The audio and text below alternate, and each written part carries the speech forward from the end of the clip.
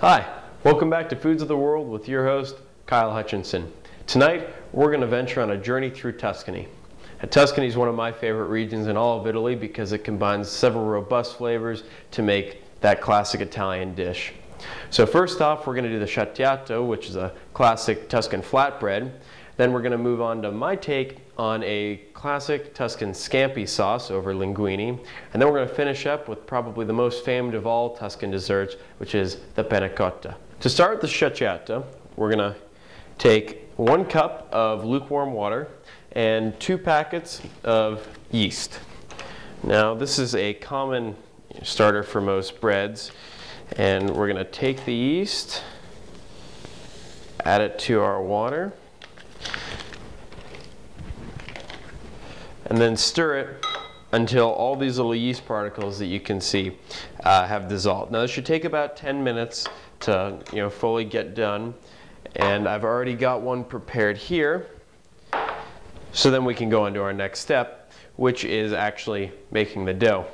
So you're going to take an empty bowl and you're going to measure out 2 cups of all-purpose flour. So just get our measuring cup here. And we've got 1 and 2. So now with a large spoon, what you want to do is take the flour and using the back of the spoon, kind of push it up against the side of the bowl, creating a well in the middle. Now what this will allow you to do is pour your yeast mixture right into the middle of the bowl and then fold in the flour, which will give your bread a lot of form and structure. So then, very carefully, we're going to pour our yeast into the middle. And then using the same spoon, what you want to do is kind of spin the bowl and bring, you can see I'm just taking a little bit of the flour off the wall each time, and I'm starting to mix it in with the yeast mixture. Now as you can see, we're starting to get more of a dough form, and as we bring in more and more flour, it looks more and more like a ball of dough. Now after about 5 minutes, you should use up all the flour, and it should be enough to get your ball of dough, which, by the way, looks exactly like this. And then at this point, you want to take it, put a little bit of flour on your cooking surface so nothing sticks, and knead the dough. So using the palms of your hands, you want to knead it twice and then fold it over into the middle. Knead it twice and then fold it over into the middle. So then you end up with a dough that is kind of elastic, but you want it to be really smooth and have a consistent texture. This should take about 2 to 3 minutes. So then once you're done, you take the same bowl that you finished with before, and then you're going to take olive oil. And what the olive oil will do is, using just a dash, about a tablespoon, you coat the whole inside of the bowl. And then this will make sure that it doesn't stick when it rises, because we're also going to use this bowl to rise our bread. So I take my dough ball and I'm going to put it here, right in the middle, and I'm going to take some saran wrap and cover over my bowl. And now it's important to put it in a location that isn't in direct sunlight or a lot of heat, because that'll all affect the timing of your dough rising. It should take about 1 hour to 1 hour and 15 minutes. So it's great to do this at the beginning of your meal while you have lots of other parts of your meal to prepare. So I'm going to cover over my bowl, and we're just going to let it sit for the next hour or so. So why don't you follow me over to the stove where we're going to start our panna cotta. So to start the panna cotta, we're going to take 2 pints of heavy whipping cream, and we're going to add them to a medium saucepan. Now it's important that as you add your cream, you do it over a low to medium heat, because if you heat cream too quickly, what happens is it curdles and then it's ruined. So obviously we don't want that. Now once we add our cream, we're going to go ahead and add 1 packet of dry gelatin, and we've dissolved it in 1 teaspoon of water. And it kind of just comes out as a clunk, and you put it right in the middle. Now the gelatin is the key to this whole dish because that's what's going to give it the form that when you put it in the refrigerator, it firms up. So then next, you take 2/3 of a cup of sugar. In my case, I'm using a 1/3 cup measuring cup, so I'm going to use 2 of them. And we're just going to add it right into the cream. Now I like to add my second pint of whipping cream on top. You can add them both at the same time in the beginning, one after the other. Doesn't make any difference. I've made it both ways. And then to finish off our dish, we're going to stir it until all of our ingredients are basically gone. You can see here that as you stir through, you can feel and you can see how the sugar and the gelatin are still present, and you're going to wait until they dissolve.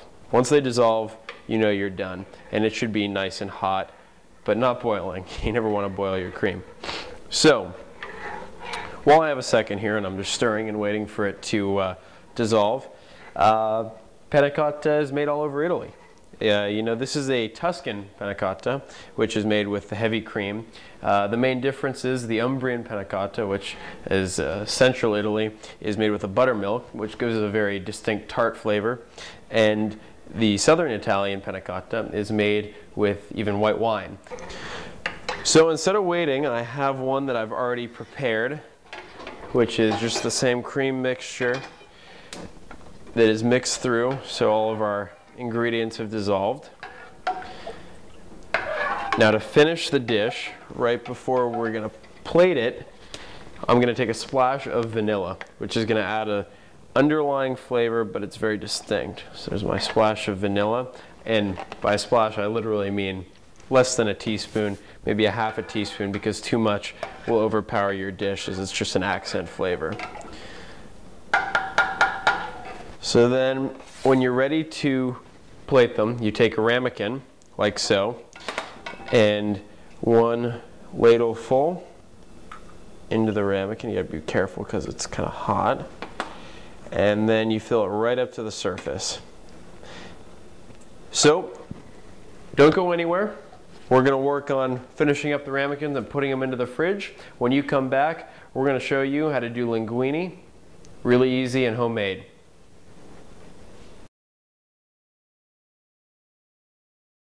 Now to make our pasta from scratch, we're going to literally start with a blank cutting board. I'm going to take 3 handfuls of flour. Now this doesn't have to be exact whatsoever, you just need to give yourself enough flour to work with. And then much like we did with sacciata, we're going to make a well. For our next maneuver, we're going to take an egg, crack the egg, and then open it into the well so that we have 1 full egg right there. Now if you get a little piece of shell in there like I did, you just have to be sure to take it out because we can't have any egg shell in our pasta. Perfect. Now we're going to grab a fork, which I have laying handily right next to me, and then we are going to beat the egg with very concise motions inside of our well. And what you'll see is that by doing this in the well of flour, this is just bringing more flour into the egg as you beat it. So what starts with an egg, after a couple minutes, you're going to see it's going to turn into a fully formed dough. Now I just finished doing one, and after 5 minutes you end up with something that looks like this. So for our next step in getting pasta, because for those of you who've seen what pasta looks like, it's not in balls, we're going to flour our cooked space and put our new ball of flour dough right in the middle. So this is crucial. You have to roll it out with a rolling pin to your desired thickness. Now depending on what kind of pasta you're going to make, that can be from relatively thick to incredibly thin. So we take our rolling pin and you just got to roll it out, and it wants to come back together, but you have to just fight it and say, you know what, I'd like to eat some pasta tonight. And you want to roll it out. Now 1 egg, like we just showed, will make enough pasta for 1 to 1.5 servings. So I make 2 eggs full of pasta, or 2 eggs worth of pasta for my dinner tonight.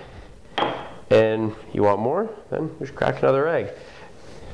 Alrighty, so we're just about rolled out here to my desired thinness, and for my linguini I want it pretty thin. So this is pretty good. And then in terms of shape, you want to make it so it's either perfectly cylindrical or so one side is much longer than the other, so you have more even shaped pastas. So then you take your rolled out piece of dough and you're going to roll it really tightly. And then some of you may see where this is going to go. Once you finish rolling it up, it looks like you have a cannelloni, but we're going to make it into a linguini with a knife. So you cut it at your desired thicknesses. This width, this measure, is going to be the width of your linguini. And to get your finished product, you roll it out, and you have beautiful pastas. Now I already made some earlier that I'm going to use, so this is 2 eggs worth. As you can tell, it's been sitting here for a little bit. And then if you're going to cook it immediately, what you want to do is just leave it out like I did. But if you're going to save it for up to 2 days, you can put it in the fridge, or up to 2 weeks in the freezer. So that is a quick tutorial on how to make homemade pasta, and believe me, this will impress everybody.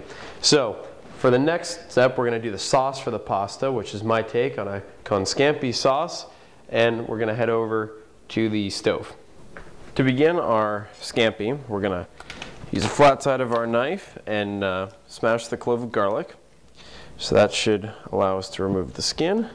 And then we're just going to cut it, give it a once through to cut it into these small pieces to the flavor through the entire sauce.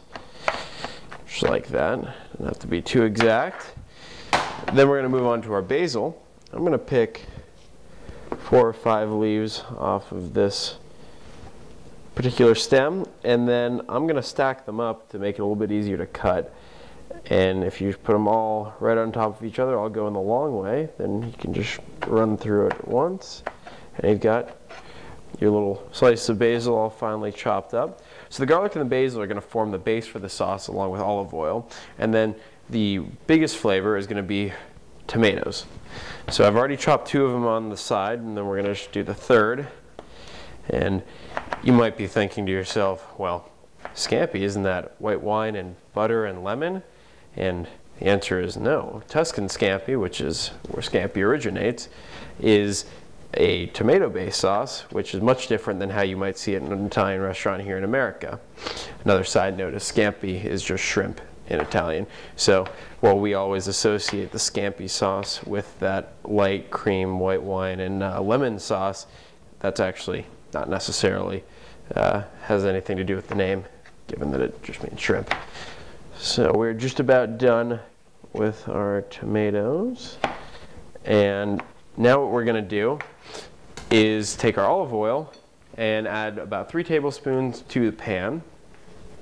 And while we let this warm up, we're going to go ahead and we're going to grab our pasta and put it into our pot of boiling water.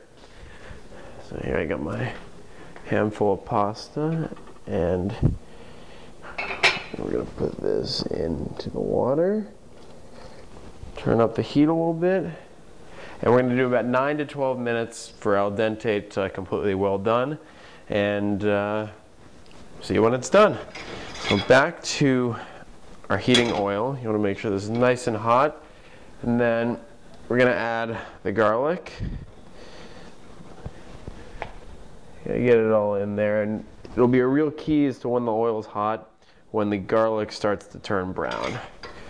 That should take just a couple seconds.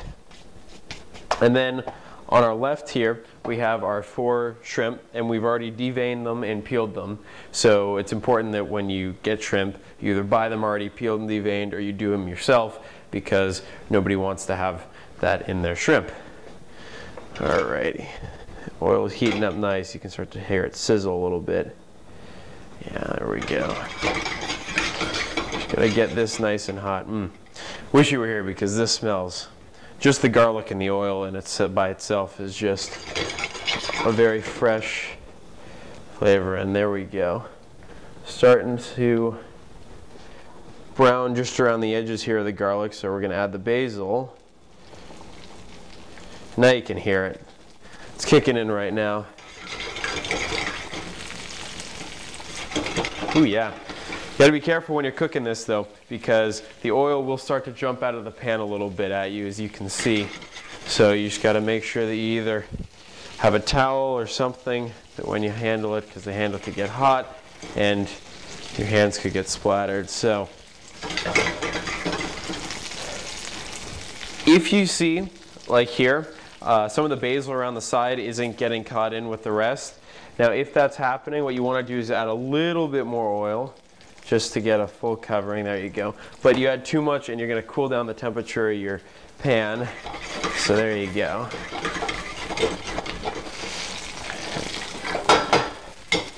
The reason why we do the basil and the garlic first is because these are going to be what seasons the oil. And then when we add the tomato, that's going to almost act like a retardant to the fire, if you will, because it's going to cool down the pan, it's going to cool the temperature down, and everything's going to start mixing together. So it's important that we have a really high heat with the oil so that we can get these flavors mixed through before we add the tomato or the shrimp. Alrighty. So once your heat is high enough and your garlic is nice and brown, we're going to add the tomato. So here we go. Whew. Sometimes it'll do that. It's a good sign. It means your pan's hot enough. Alrighty. So our tomatoes and our whole sauce is in here right now. We're going to keep on simmering that down. Don't go anywhere. When we come back, we're going to put the shrimps in.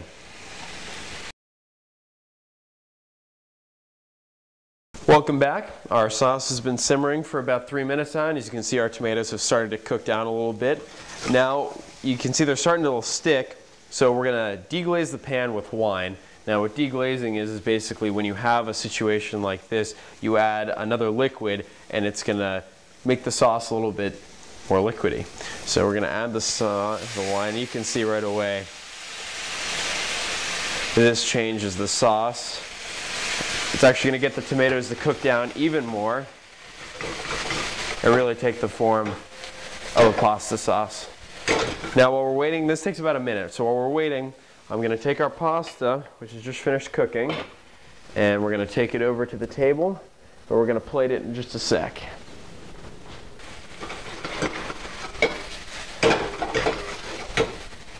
So the sauce is totally done.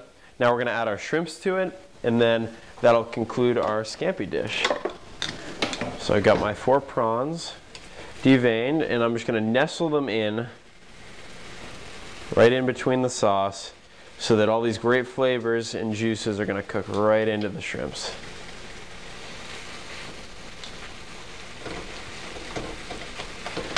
Now the shrimp, this is such a hot pan, are going to cook in about 30 to 50 seconds a side. And you can tell because as soon as they're done, they're going to start changing colors on the side that's down. So you look at this. See how it goes from the gray opaque to this orange and white. And that's how you know it's done. And you want to give it a little bit extra time because fish, as you know, have to be done all the way through. But if you give it too much time, it's going to change the texture. This looks fabulous already.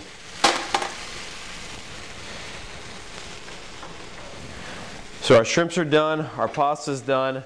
That concludes our scampi, and we're going to go over and plate it now. To plate our pasta, I'm going to start with 1 layer of Reggiano cheese just on the plate.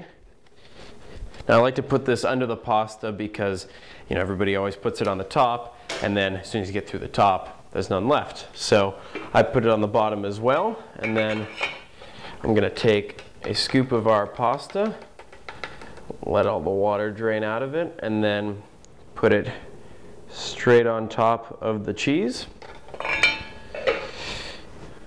Now we're going to take the pasta sauce with our 2 shrimps, Put one on this side, one at the North Pole and one at the South. And then if you have 4, obviously East and West. So here we go. A little bit more sauce. Perfect. Alrighty, and then to finish, of course, you have to do a little bit more Reggiano on top. And then voila, we're finished with the pasta. And then, not quite, we have to clean up the plate around the edge, of course, so the presentation looks clean and simple. There you go. You want to make it look like you didn't even mean to do it. Now for our dessert, I'm going to go with the savory route tonight.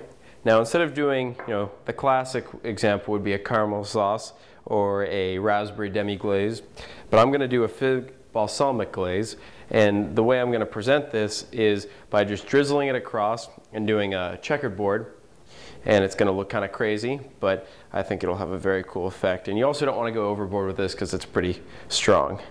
So we're going to go across one way and then across the other, and then voila, you're done with this.